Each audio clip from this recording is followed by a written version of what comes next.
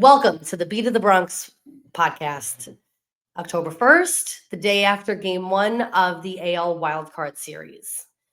We are skipping all of our usuals and we're just going to get right into it. Let's get right into it. Waking up today, you go from mad to sad. You got the knot in your stomach, and now, just knowing that everything rides on tonight. And Literally. win. I mean, we know the Yankees are home, but win or go home. That's it.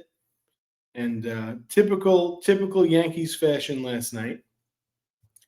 The game coming down to Aaron Boone's decision, pretty much. Basically. And not being able to bring runners home with runners in scoring position. And the first inning, it set the tone with Giancarlo Stanton's double play. Yeah. Pretty much set the tone, I think, for the whole night. Garrett Crochet was masterful, magnificent. So was Max Fried, but just Crochet was better. And now, simple as that. Can't win if you don't score runs. Let's pick it apart a little bit. So let's talk about the starting pitching. We were talking about Crochet and how amazing he was. Mm-hmm. I mean, what did he have? 11 strikeouts, I think. 11 strikeouts, career high, 117 pitches. 117 pitches. pitches. Alex Cora wrote him. That was his ace. He had confidence in him. And the interesting tidbit after the game, we heard how one pregame Garrett Crochet was eating hot dogs. Okay, so we got to tell you the story. So I was upstairs, he's downstairs, and Russ yells up to me, Garrett Crochet just walked onto the field, out to the bullpen, eating a hot dog. And what did I yell down to? Yankee Stadium hot dog, which is very, very good. They're delicious hot dogs. But what did I yell down to you? You said we're screwed. We're screwed. I knew it. To me, that walking out on the field holding a hot dog, eating a hot dog, that is the ultimate confidence. He knew. And then when we watched the post game, Alex Cora said that Crochet told him the night before in the dugout, you're only going to have to go to the bullpen one time. He knew. He knew that he was going to be that good. Talk about manifesting. It's unbelievable. But that being said, we still have to now pick apart our offense and figure out where everything went wrong. You know what? At the time when Booney took Fried out of the game, it was the seventh inning. It was the nice play where he beat Duran over the first and, bang, bang, close play, got him. At the time, it sort of slipped my mind a little bit where I was like, all right, he's at 100, what was it, 102? 102. Not as many as Garrett Crochet had. He could have finished the inning with Rafaela, the small sample size, Rafaela not having much success off of Max Fried. I think they said he was 2 for 13. Yeah. And it was the 8 and 9 batters. It was the bottom of the order. Just makes you think now, I agree with what Susan said on the post game. It's, you have pitch counts up until this point. It's all, all out the window when you get to this stage of the game. And, when he was doing it, I kind of said to myself, Fried pitched a nice game. Yeah. I guess he's going with the matchup here with Weaver, and just it didn't happen. And just seems like it was like Michael Kay said, Susan said, everyone said, it's a blueprint move that, like it was a predetermined move. And you know what? The Yankees have been doing this for years. This is nothing new. It wasn't something new that, spur of the moment last night. They've been doing this pretty much the whole tenure of Aaron Boone. Oh, yeah. And it's just, I agree with what you're saying. Just real sickening that, with Crochet doing what he did, I would have rather lose the way we did with Fried on the mound than going to Luke Weaver and Weaver blowing the game, because you're taking the ball game out of Max Fried's hands. Yeah. It was his ball game. And at that point, it's his ball game to lose. Now, no runs being scored. The one lone run by, the clutch October Yankee, Anthony Volpe. That was big. You took the game out of Max Fried's hands. Now, knowing that it happened, if the same outcome happened by leaving Max Fried in, I mean, we'd still be upset. We'd still be pissed off. But it's an easier pill to swallow that knowing that your ace went out there and he was the one. Here's my thing. If they had come out and said, listen, he was tired, he was done, he felt he was done, the matchups weren't working out, something like that, I may have understood. Like you said, when it first happened, I really didn't think much of it. He had 100 pitches. He did his job. I didn't question it. But then we watched the post game. And then we listened to Aaron Boone say that it had nothing to do with pitch counts. And then just reflecting on our conversation. After the bowl game. It was just, I always say it, been saying it. You can't win if you don't score runs. But it was right there. It was right there. I mean, I could understand at any point in that inning, I could understand that, not wanting Fried to go against Bregman. Oh, yeah. No, I get. I can understand that. But I understand this is our race. This is the horse that we've rode all year. And just to, not even say take it out of his hands. It's just, Luke Weaver had a somewhat rough September. We always talk about how it doesn't matter, what happens in the regular season doesn't matter. 10 earned runs in the month of September, but those last 6 outings that he had was scoreless outings. He was starting to get. Yes, he was getting his groove. Now, we talk about this all the time, and after hearing how Luke Weaver is going to be interested in returning to being a starting pitcher in the offseason, this guy went from being the closer to the setup man to just a regular middle reliever.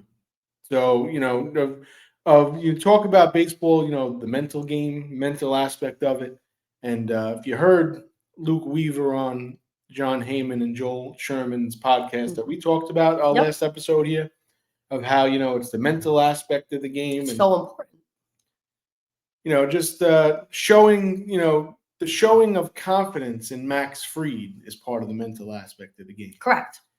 Whether it's Booney himself, whether it's Boone, the analytic team, whether it's Brian Cashman, whoever it is that's making the lineup, it doesn't matter. It doesn't matter. The lineup is the lineup. You got to score runs to win the ball game. You got to give yourself the best opportunity to win. And then Jazz after the game with turning his back to the media. Let's save that part. We'll save that part. I want to dive into that all talking about the mental aspect of the game. I mean, a lot of woulda, coulda, shouldas. Also, in that same vein of the mental aspect of the game, talking about taking the game away from Fried, he's not new to this. This is his sixth game one in the postseason in his career. He is not new to this. He is mentally prepared to handle the pressure that comes with game one. He's won a World Series. He's done all this before. He's beaten the Astros in the World Series. Like, you brought him here to the World Series, and then you take the ball game out of his hands. I mean, it's a pain. I'm itching to say it because my mind is set. Just say it. My mind is set now, and I've been an Aaron Boone supporter, and I never talk about wanting anyone fired.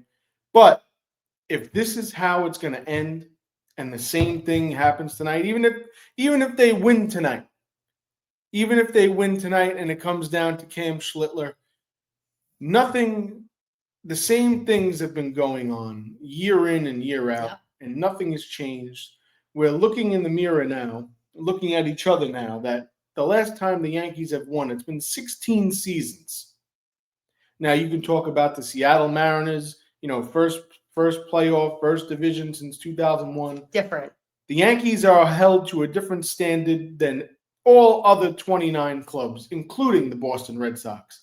The Yankees are held to a different standard. And you know what? You're getting embarrassed and outmanaged year in and year out. And, this is the face of the franchise. And then to come out in the post game and say that, our guys are going to show up tomorrow, it's going to be different. What about now? What about last night? It wasn't different. Now, all of a sudden, you're up against the ropes. Enough is enough with this guy.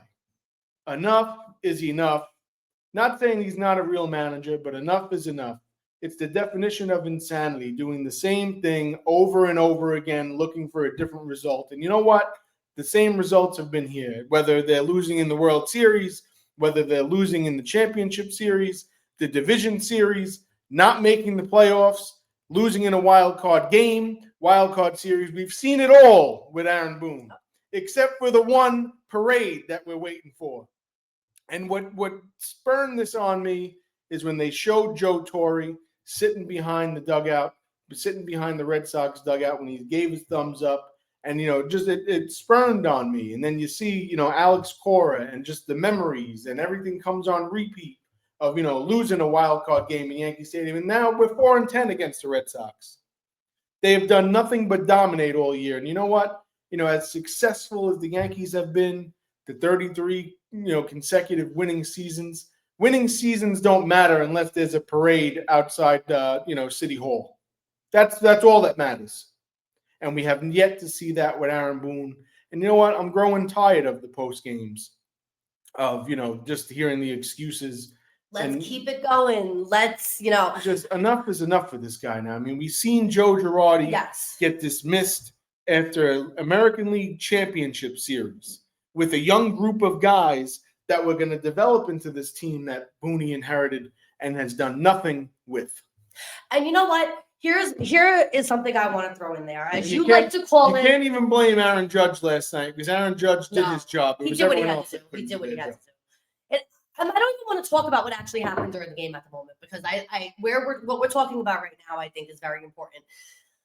As you like to call it, Booney Ball. Booney Ball, yep. It's underachieving, swinging for fences, no small ball ever. Yep. When we do play small ball, we don't capitalize on it. It's unbelievable. They live and die by the home run. I really can't. Here's what changed now. We've been talking about this for months. What really last night watching the post game kind of got me going with this aspect of the conversation was after watching Max Fried and Jazz Chisholm's post game. Now I know I said I want to wait to talk about Jazz, but screw it, let's talk it now. You have Max Fried telling the press, "I was fine. I kept going. I'll give you whatever you need. Whatever he can do for the team." I then watched Jazz Chisholm, who I'm just going to say that it was extremely disrespectful the way he addressed the media. That was terrible. The act is growing old. That was terrible. This isn't how Yankees act. But besides that, what that tells me about him, because of how Jazz is as a person, what that tells me is that his manager has no confidence in him, and he's disgusted. So what I see from watching Jazz Chisholm and Max Fried's post games is mutiny. The players have turned on Boone. What it seems like. That's how I see it. After last night. That's how I see it. After last night. So now yes. We're going into a game 2, and we got Booney going, we'll get him tomorrow. The guys are going to show up tomorrow. It doesn't make any sense to me because now we have players that no longer feel that their manager has confidence in them. If your manager has no confidence in you, you have no confidence in yourself. This is the way the game works. It is mental more than anything. Garrett Crochet, it's all mental. Garrett Crochet retired 17 Yankees in a row after Anthony Volpe's solo home run. God forbid someone lays down. I mean, Jose Caballero. God forbid someone lays down a bunt, shake things up, make him field his position, unrattle him. He was too comfortable out there. It was like it was in his own backyard. And it's not that we don't know how to do it because look at what happened with Chapman last night when he blocked. Chapman, yep. Well, it wasn't really a block. Well, no, it was an artificial block. But throwing over. He threw over one too many times. Because Volpe, correct, it was Volpe, threw him off balance. Mm-hmm. He threw him off. He's looking right at him, and he's like, I'm stealing the base. I don't care what you do. Meanwhile, he ended up swinging at the ball anyway. He would have had the stolen base. But the point is... And then the 3 straight singles in the 9th. Bases loaded, no outs. Loaded with no outs. I can't take it anymore. And it's 2025. I get it. The Yankees don't bunt. No one. The last time we seen someone on the team who knows how to bunt was Brett Gardner, who we could have used last night. Just do something. They were too comfortable. The Red Sox are too comfortable in Yankee Stadium. Correct. Way too comfortable. Even Alex Cora talks about it, how the hospitality is great. They have the best chef in the visiting locker room. Garrett Crochet's eating hot dogs on his walk out to the bullpen. They are too comfortable in Yankee Stadium. And the Yankees have made it that way. The recent years and the recent success that the Red Sox have, not beating Boston in a playoff series since 2003, unacceptable. I mean, how much longer is this going to go on? I don't have the answer of who it should be next, what should be next, but how much longer is this going to be allowed to go on? Where you're supposed to be arch rival comes in and plays better on your home ballpark than you do.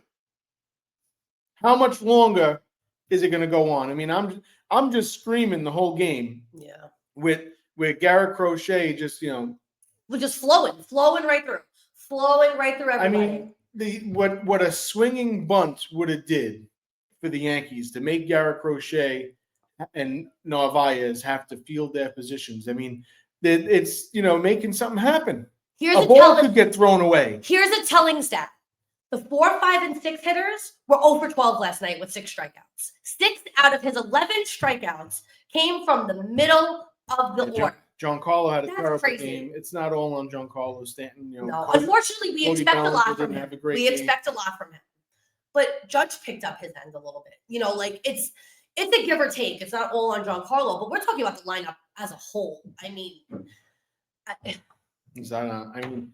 the argument could have been made. You go with your best guys. I understand why they did the platoon advantages and stuff, but if you're going to use that argument, Jose Caballero coming into the game, small sample size, 0 for 7 against Garrett Crochet. Yeah. I mean, he made the plays that he made, but, you have this guy, 49 steals. You think in the 5th, whatever it was when he got up, you think you would have laid down a bunt just to try, to get Garrett Crochet off that mound.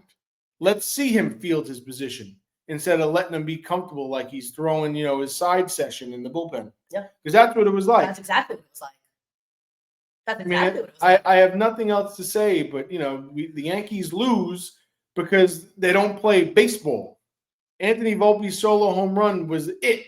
You cannot be a home run or nothing. It was it. That doesn't work. And then, you get into scoring position. Yankees left 5 guys on base. They were 1 for 6 with runners in scoring position. It's not good enough. No, not good enough. And the Red Sox weren't great. Max Fried was brilliant. Yeah, he was. Max was brilliant. It's a shame. I felt very bad for him. I felt very bad. And it was just taken from him. And this has been the story of the season, really.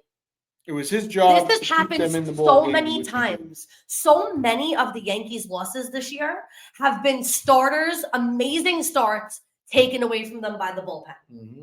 That's main reason why we're holding this wild card. Correct. Because if that wasn't the case, we would have took the division. Mm-hmm. You would have took the division if you played better against Boston. You played better against Toronto. You won a few more games. Devin Williams didn't blow all that games. You didn't. You weren't one of the worst teams in baseball between June, July, and August. And then Old Timers Day, like we said it would.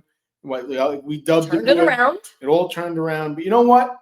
All that doesn't mean anything. No. It all doesn't mean anything if you get swept at home in the wild card round.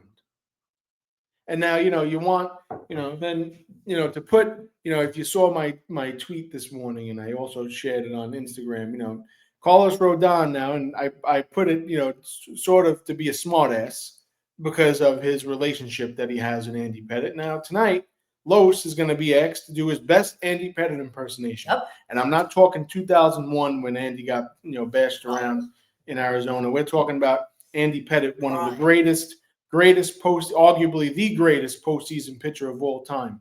Put him up with anybody. If you have one person, if you give me one person that you want to give the ball to in a fall classic, October ball game, any must-win ball game, 9 times out of 10, 10 times out of 10, 11 times out of 10, I'm taking Andrew Eugene Pettitte. Absolutely. And, Carlos Rodon talks about how, the relationship he has with Andy Pettitte now. He taught him how to, hone his emotions in. Well, tonight, it's all getting put to the test. And you know what? This is the ultimate test of control. In the few starts that we've had again, Rodon has had against the Red Sox. They weren't that great this year. No. A few great starts from Brian Bayo. What I will say about Rodon, what I was looking at with his stats against the Red Sox, is that each game he faced them this year, he has done better each time. So each game he gave up less runs. And just like his Yankee career, each year he's gotten better each go around. He's the kind of pitcher. He's a very, very intellectual person, Rodon, and that is why I think he gets so emotional. You could tell, studies. And he's going back, and every game he's getting better because he's picking something out of his last start that he can use against that team every single time. And I'm sure that he has spent the last couple days picking apart his last start against the Red Sox, which he won. He got the win. He is 1-2, if I am correct, against the Red Sox this year. Yeah, and the last one was the win. And we beat Bayo in September also. We did. So we're looking at a little bit of a change in the balances here. Yeah, he's 1-2. 1-2, but the last start was in 3 appearances versus the Red Sox this season with a 5.74 ERA. But he gave up less runs in every start. He gave up less runs, yep. And Brian Bayo is 2-for-1 with a 1.89 ERA. Now, the last start against the Red Sox that we're talking about, October 24th, where Carlos Rodon got the win, 5 2/3 innings. He only gave up 1 hit. 2 earned runs, 1 hit. 1 hit.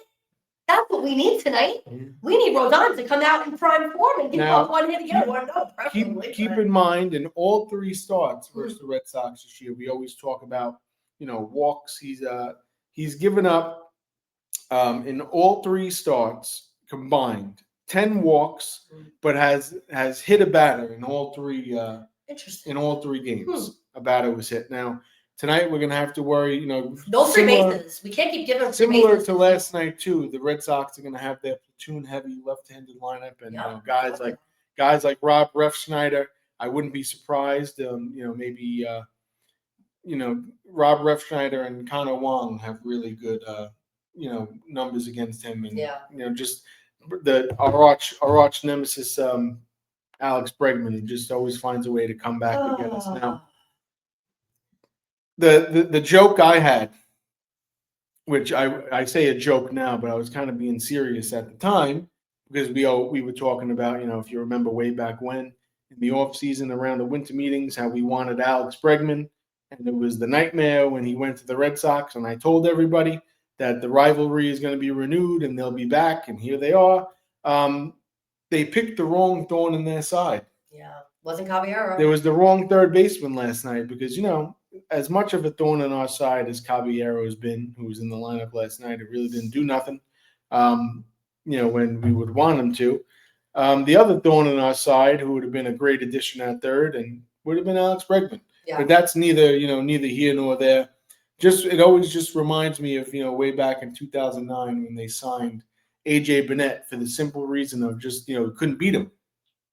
Yankees couldn't beat him. And then look what he did for us. And then, if you can't beat him, join him. Then they got him, and, he did what he had to do.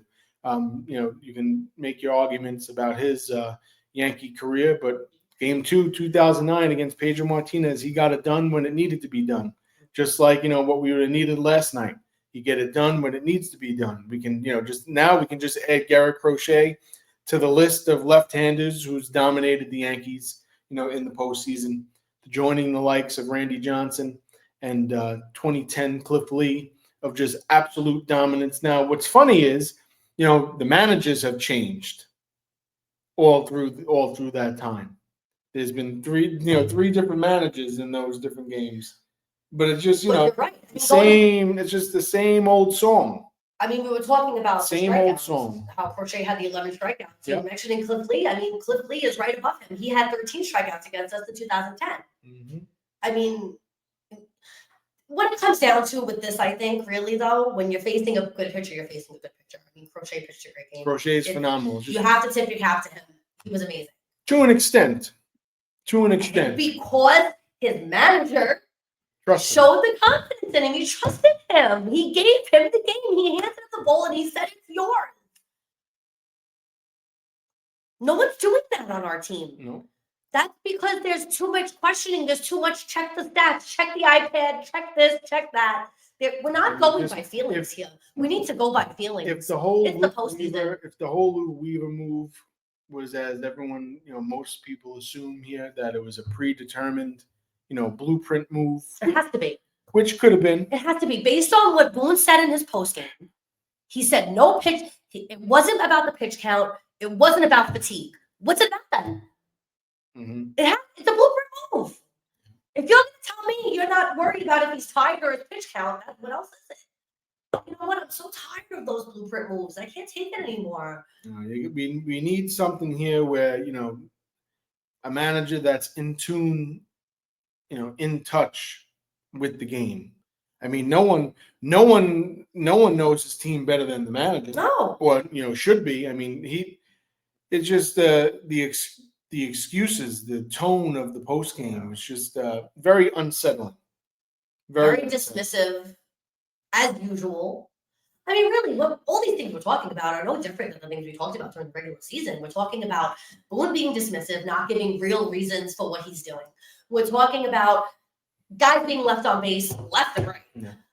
These are all things that we've been dealing with all year. You load the bases. You load the bases in the bottom of the ninth inning. 3 consecutive hits and not one runner crosses the plate. I mean, it would have been, you strike out, but I mean, it would have been worse if there was a double play. But at least if you hit into a double play, a run would have scored. Correct. Something would have happened. Not even to score a run in that situation was the worst case scenario. We saw the worst case scenario play out. And then, Jazz talking about how, he should have been in the lineup. He didn't agree with Booney. And, I know it's a tough at-bat against Chapman, but, a guy like him, a guy like Jazz Chisholm, everything it's home run or bust for his swing. Yeah. We talk about, maybe try going the other way. Situation. I mean, everyone wants to hit a home run. I get it. The Yankees live and die by the home run. We get it. We see it. This is how it is. But, it's not baseball. And this is why you continuously keep losing these type of games. Mm-hmm. I mean, it's not like the Red Sox did it either, but no.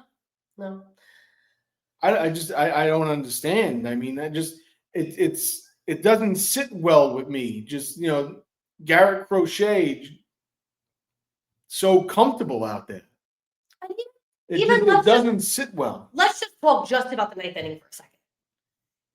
Even with Chapman on the mound, mm-hmm. we have a huge sample size when it comes to Chapman, and we've seen him blow games for us too in same situations. Our players should know how to get to Chapman.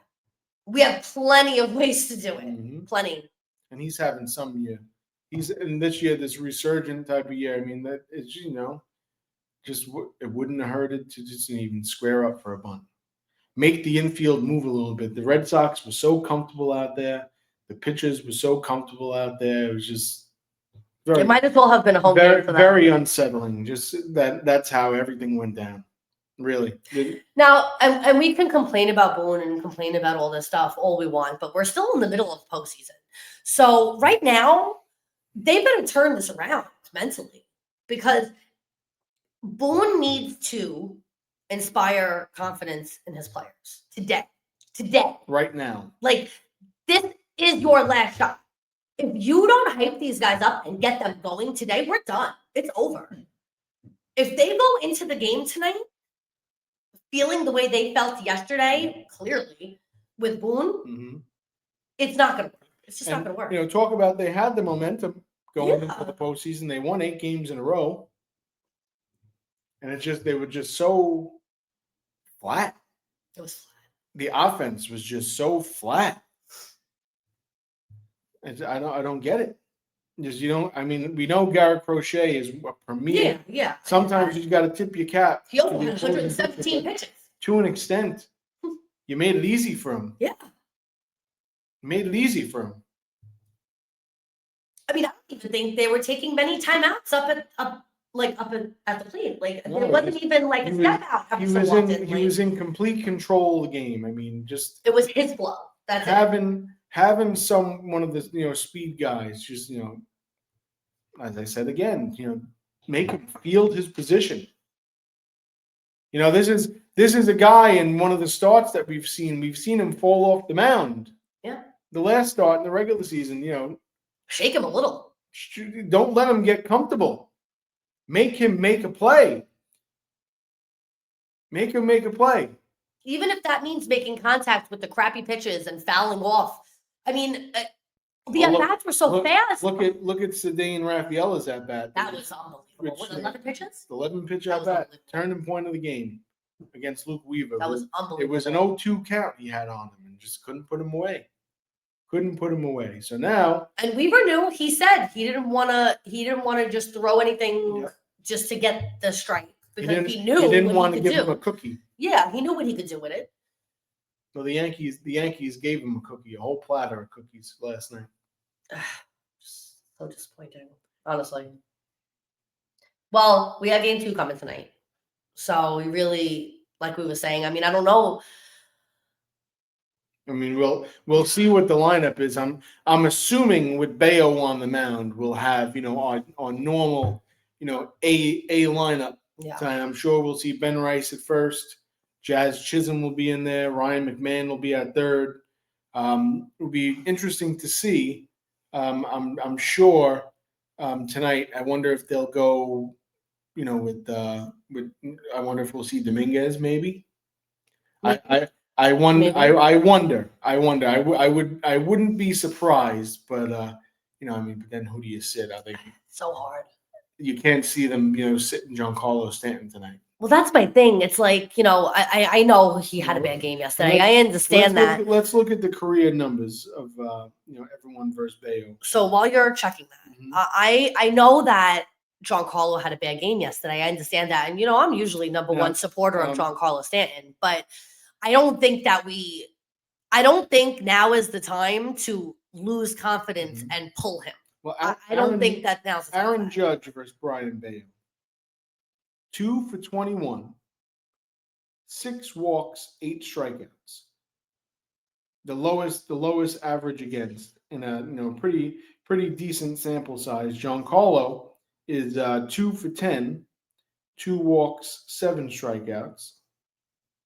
And Jason Dominguez is 0 for 8 at bats. I mean, I wouldn't. We've seen Dominguez, sit a lot. I'm not saying come out there and put Jason Dominguez out there, but something has to be done tonight. I mean, some of these numbers are Volpe very good. That's what I'm saying. So like Volpe, 6 for Caballero 4 for 9, Bellinger 4 for 10. Like these are the guys that we need to be moving it along tonight. Well, I'm sure they'll probably see like Judge and right, Grisham in center, Belly and left. The outfield configuration. The problem really though is they got to get to Bayo tonight. But we saw it last night talking about the outfield. With Judge, I understand. We said before the game that the Red Sox they're going to test. They're going to test. They take advantage. And Sogard did it. He tested them and took the extra base and.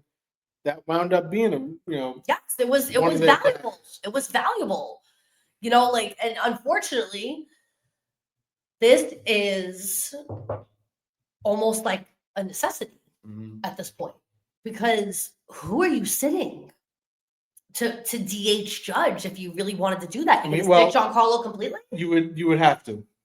You're still gonna bring him in. You got to bring him in to pinch hit at some point. But then to bring Judge in to put him in the outfield, it's a very iffy situation. I know. I mean, if you want to talk shakeups, it's an extreme one.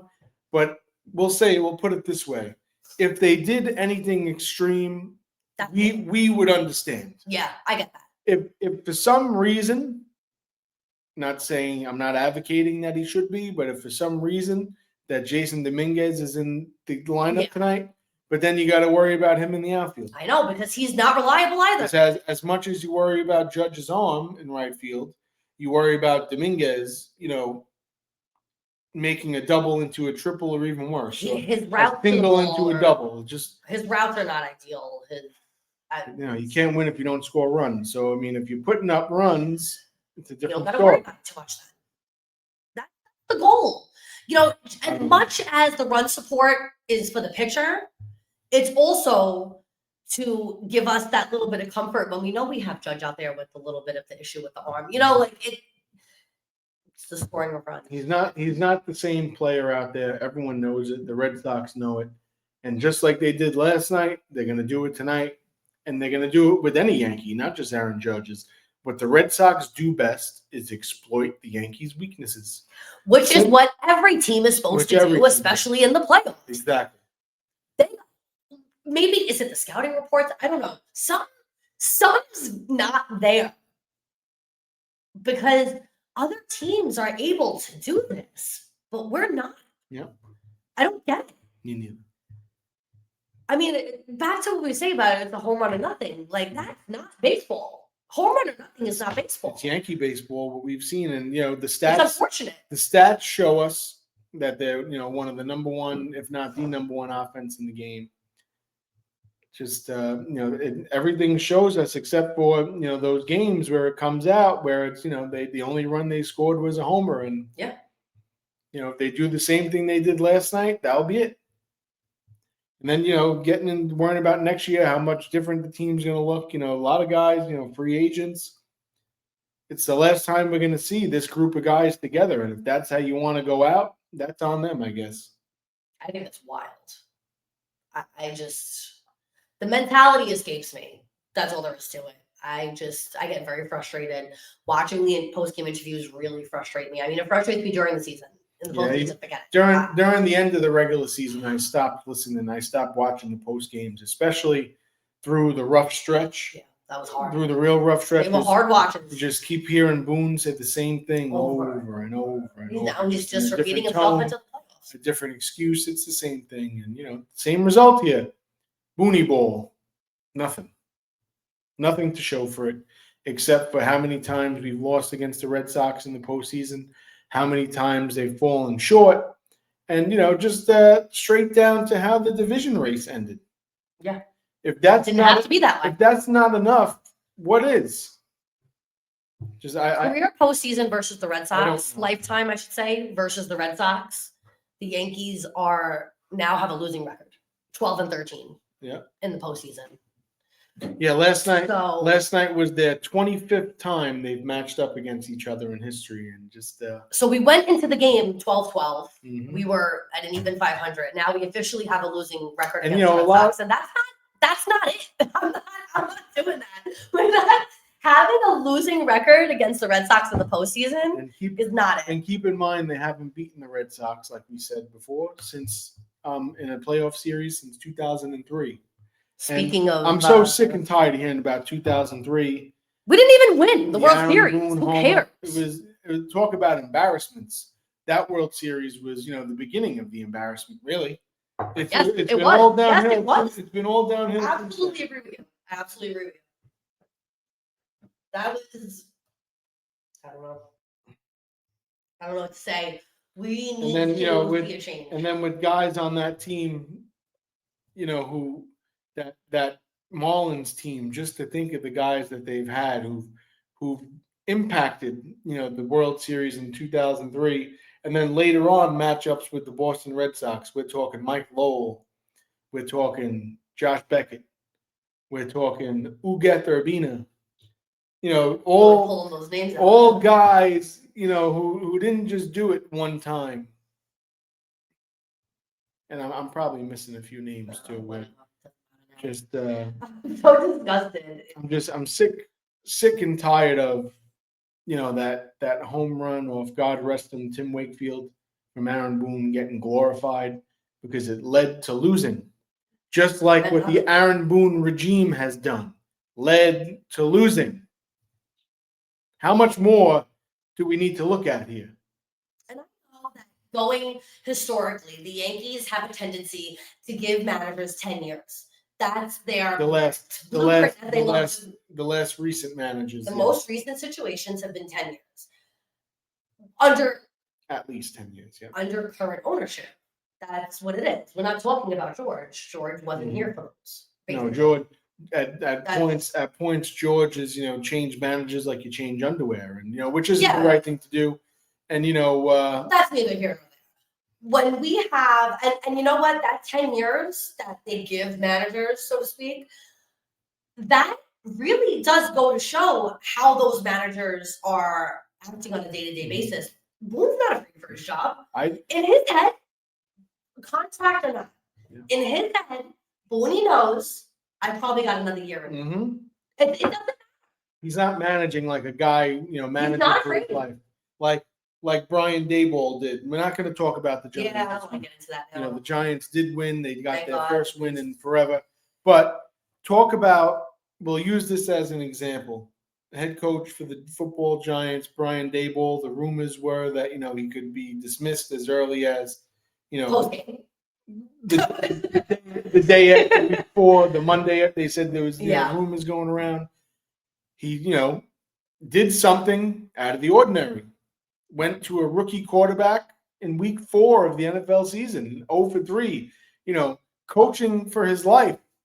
Boone is not coaching for his life. It doesn't seem like Boone is, managing for his life here. Just, sitting there. It's a country club, eating his seeds, doing what he always does, getting the same result as he gets most of the time. It's just, which has kept him his job for the last 8 years.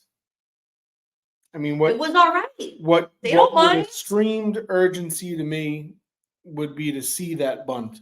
I mean, when was the last time we saw a hit and run? We saw Volpe. Volpe probably had it before the third throw over from Chapman. Austin Wells, it looked like Volpe had the base stolen, and Austin. Oh yeah, he was almost there. Fouled it He off had no behind reason the plate. I don't remember the last time we've seen a hit and run. But also, You know what I mean? surprisingly enough, coming from a catcher, Yep. he should have known better at that point. There's a lot of things that Wells could be doing better, especially this season. But we also show me something. Just show me something. Show some urgency and play baseball the way it's supposed to be played. That's all I ask, is play the game the way it was made to be played. It wasn't invented that, the name of the game isn't to hit a home run every time you get up at bat. If it was, they would have allowed steroids in the first place. Well, that's a completely different story because, it's so frustrating. The players were fed those steroids. It wasn't an accident. But the point is, they want the views, they want the home runs. This is what the game has slowly changed into becoming this power show. But power shows aren't with championships. Nope. They make it look pretty in the regular season, but it doesn't work. It doesn't work in the postseason. Trusting in your ace going 117 pitches and That'll do it. And dominating and letting him, trusting in him to go out there and shut down your arch nemesis. That's what wins championships. And that's, you look across, you see a manager like Alex Cora, who was hired to be the Red Sox manager. Coincidentally, the same time Aaron Boone was hired to be manager of the New York Yankees. And you look over at the other side of the field into that away dugout, and you see a champion. You see champions. You look into the Yankees dugout, you look up and down the Yankees lineup, and you see underachievers. Simple as that. Simple as that. Fully. I see losers. From when they played, guys on the coaching staff, losers. That's it. Listen, they got to do something. So I recently bought my new favorite sweatshirt, my Guns N' Roses sweatshirt. The Yankees yesterday tweeted, "Welcome to the jungle," right? Let's see it. Tonight's the night. You want to go out there and say, "Welcome to the jungle"? Show the Red Sox that. Show them that. Don't make this easy on them. They were so comfortable. This is ridiculous. From the get, they were so comfortable. And, comfortable enough to where, the manager's joking after the game that the front office is in the bullpen. Members of the front office, in the budgets. I don't get it. I don't get it. How much longer this is going to go on? I just don't understand, because it just leads me to believe here now. I mean, I know we're not at this 86-year run like the Red Sox were at one time. I know. But still, they do things a lot different than the Yankees do. I mean, they talk about, finishing in last place. The Yankees don't do that. the Red Sox have finished divisions in Oh, last place yeah, we've seen that. and have been complete embarrassments and have been complete powerhouses. And, just simply find ways to get the job done. Now, I get it. The Yankees don't have losing seasons. Fine. But what the point I'm trying to get across here is that the Red Sox don't get comfortable in their ways. When they had teams who were embarrassing and who were not getting the job done, what did they do? They've gone out and changed things up. Correct. They've changed their manager. They've changed their coaching staff. They've changed their players. They've traded away guys like Mookie Betts and, all-world players.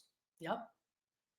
All-world players. They've changed general manager. They've changed guys in baseball operations. They've seen different things. They've brought in guys who are winners. They do things. They mix it up. It's time to mix things up. Whether you win tonight or not, you can't keep doing the same thing. You can't be making history in a way where you're going to say that the Yankees are the only team in MLB history to have the bases loaded with no outs in the bottom of the ninth inning in a playoff game and not score a run. This is not the history that we want to be making. Nope. That's not an option anymore. If they don't do something now, this is what it's going to be. This is what it's going to be for a long time. Yep. If they don't make a move. There's something needs to be done, and it needs to be done today.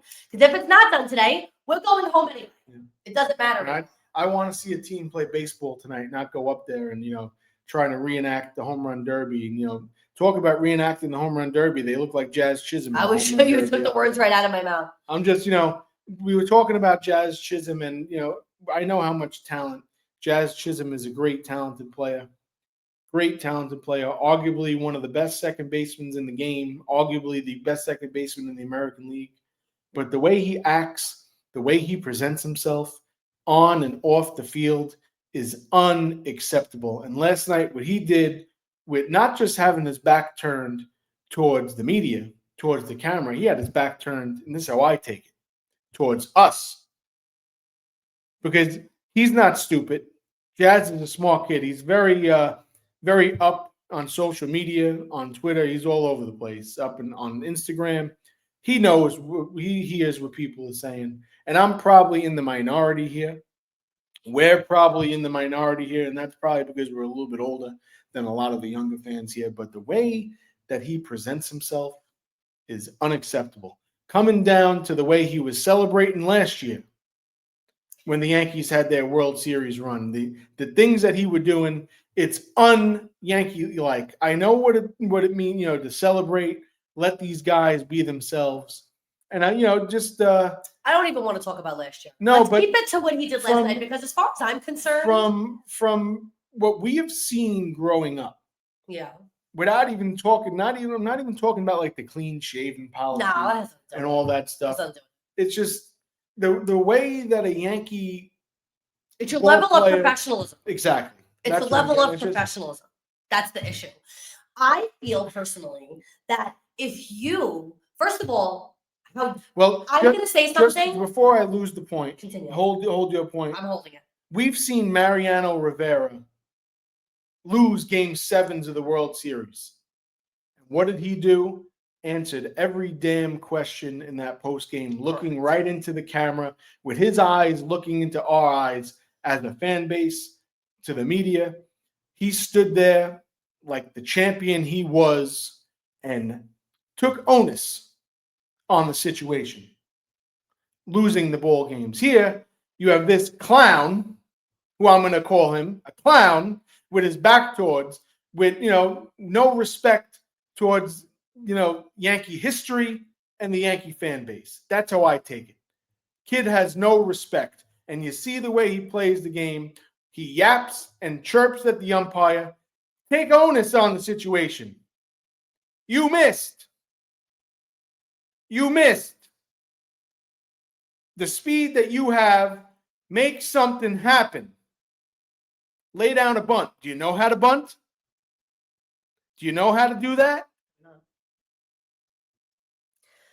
Play baseball.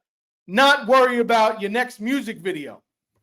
You see, the issue I have is not, you take issue with the fan side of it, which I fully agree with you. I agree with you. I believe that him doing what he does shows a complete lack of respect. I mean, for fans, which we know he has a lack of respect for fans. I personally was disrespected by him. That's what I was just going to say. So we know he has no respect for the fans because Just enough is and enough. not just you. We know multiple people. Okay, what happened? What happened when Chuck Knobloch wasn't able to make the plays and throw the ball over from second base to first anymore? Now Jazz has different problems. What happened when Alfonso Soriano was unable to play the position at a big league level? They made the adjustment. They moved the players. Now Jazz wasn't in the lineup last night. We're not in the clubhouse.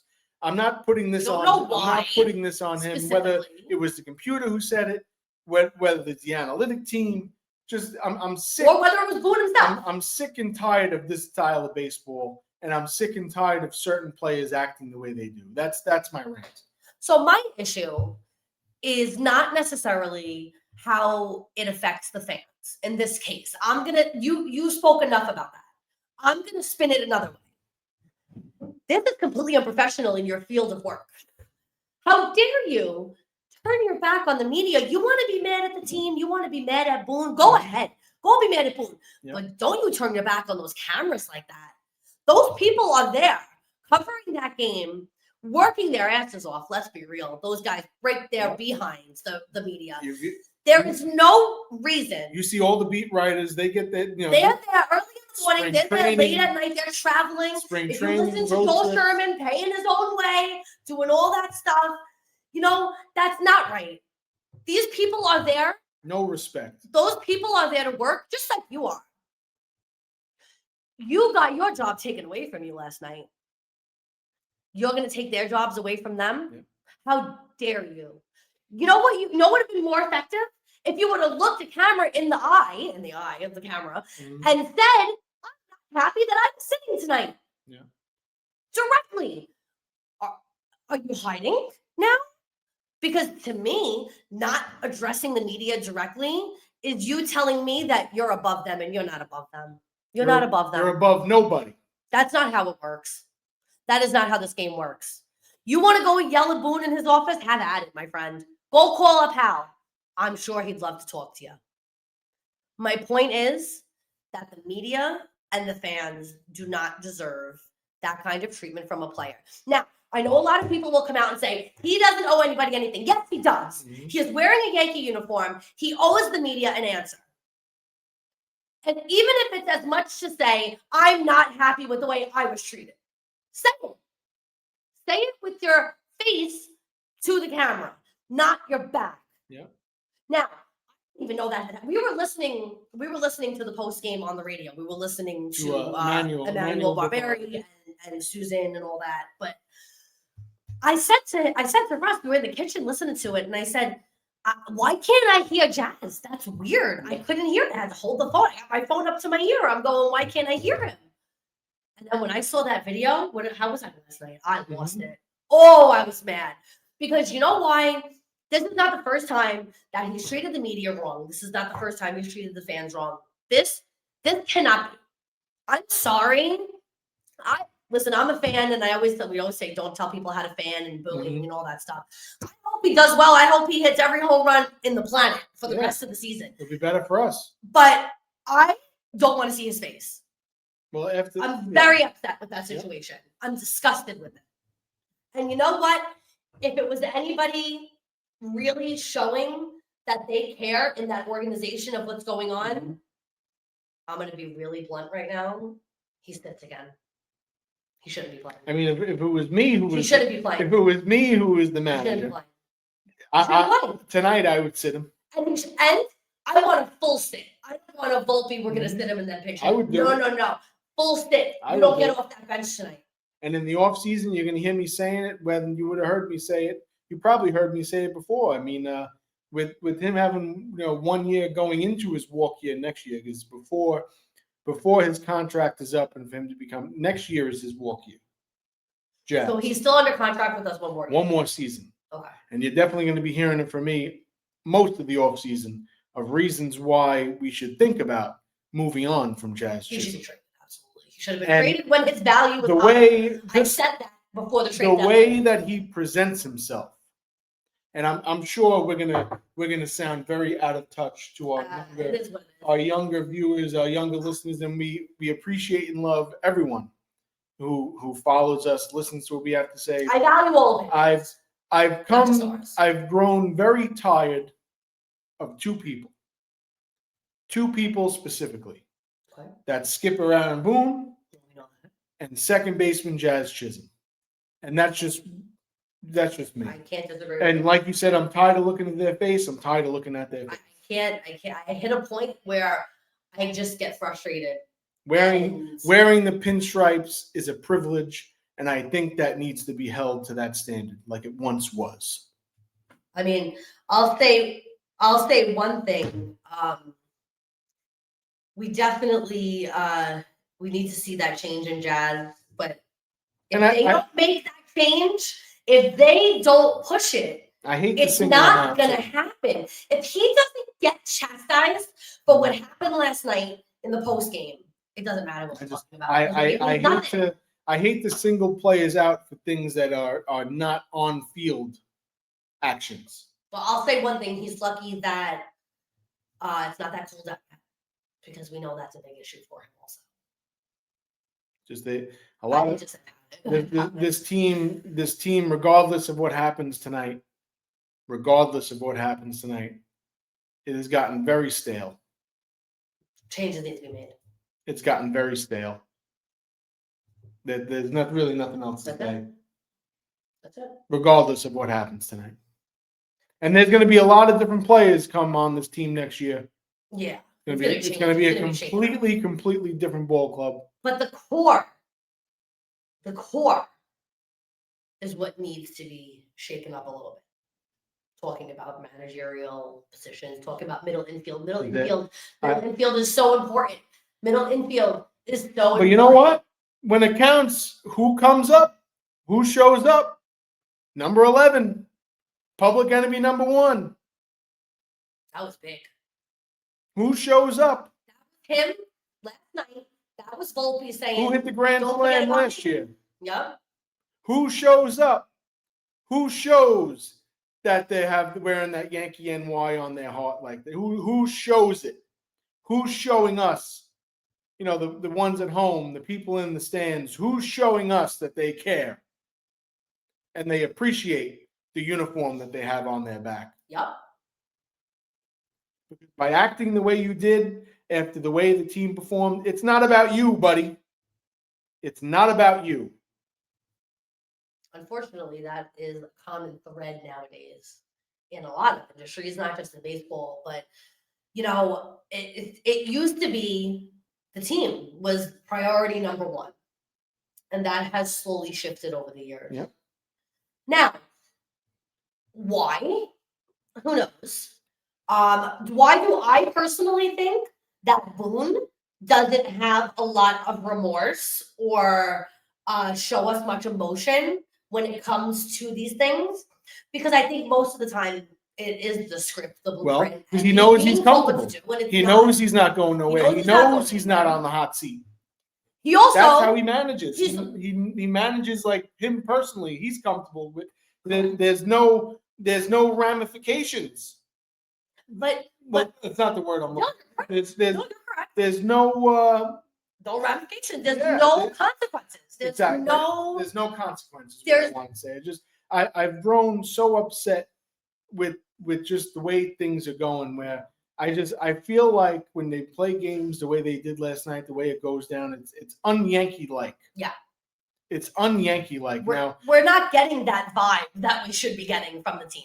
And if everyone who's worried about how the lineup was not the issue last night. In 1996, Joe Torre sat Paul O'Neill, Tino Martinez, and a Hall of Famer, Wade Boggs, because of splits. Mm-hmm. Okay, and they came back and rallied and won 3 games in that World Series. They were down 2-0 in Atlanta. They were down 2-0 in Atlanta. And for Joe Torre, I mean, to sit Wade Boggs, a Hall of Famer, one of the greatest hitters of all time, the Warrior, Paul O'Neill, who was playing hurt. Like he always did. Who was playing hurt that Played through a series. lot of Tino Martinez, who they brought in, Tino, I mean, you can go on and on for all the things that Tino Martinez did positive for this organization. my man Tino is my favorite of all And if time. you look at the lineup now, I hate to do this and talk about a team who was in that, under adversity. It's just this used to mean something, and they're not showing us that it still does. It's just they're the same as everyone else now. Agreed. They're just the same as everyone else. It used to mean something different. I have nothing else. I'm just taking a quick glimpse to see if there was anything. Yeah, nice to see Willie Randolph throw out the first pitch. Yeah, to love to see him talk sitting in about that seat people instead. who deserve to be somewhere, but that's a story for another day. It's really disheartening. The whole situation is very disheartening. I think that something needs to change starting tonight. I think that's that. I don't know what else to say. We've basically spent an hour. Get to Brian Bayo early and often. Show me that they know how to play baseball. I want to see them play baseball tonight. Game time 6:00. ESPN again. ESPN 6:00. Carlos Rodon versus Brian Bayo. All right, guys. We shall see ya.